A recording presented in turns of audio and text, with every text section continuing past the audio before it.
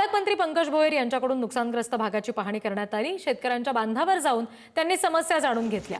वर्ध्यातली ही बातमी आपण बघतोय। भोयर यांचा शेतकऱ्यांना धीर देण्याचा प्रयत्न यावेळी दिसला।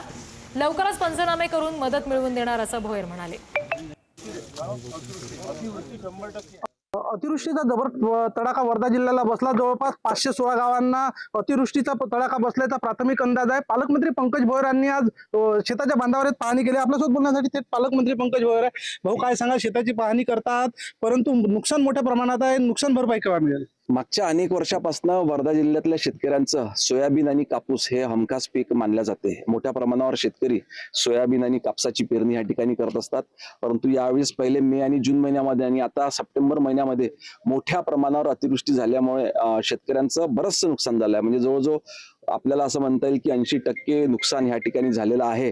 तर याचे तातडीनं पंचनामे करून सरकारकडे अहवाल सादर करून जास्तीत जास्त मदत सरकारकडून आम्हाला या शेतकऱ्यांना मिळवून द्यायची। मदत कधीपर्यंत मिळणार भाऊ? नाही, मे आणि जून महिन्यामध्ये जे नुकसान झालं होतं त्या मदतीची रक्कम देखील प्रशासनाकडे जमा झालेली आहे। त्याचं वाटप लवकरच सुरू त्या ठिकाणी होईल। ही पंचनामे पूर्णपणे आटोपल्यानंतर सरकारकडे अहवाल गेल्यानंतर तात्काळ यांना मदत देण्यात येईल। एकूणच भाऊ, अतिवृष्टीने मोठ्या प्रमाणात नुकसान केलं। सोबतच चारकोल रॉट, येलो मोजॅकमुळे 27,775 हेक्टरवर नुकसान झालेलं आहे। येलो मोझॅक आणि चारकोट्रॉल हे दोन मोठे प्रादुर्भाव आमच्या ह्या भागामध्ये झाले। त्याच्यामुळेच मोठ्या प्रमाणात नुकसान या ठिकाणी सोयाबीन आणि कपाशीचं झालेलं आहे।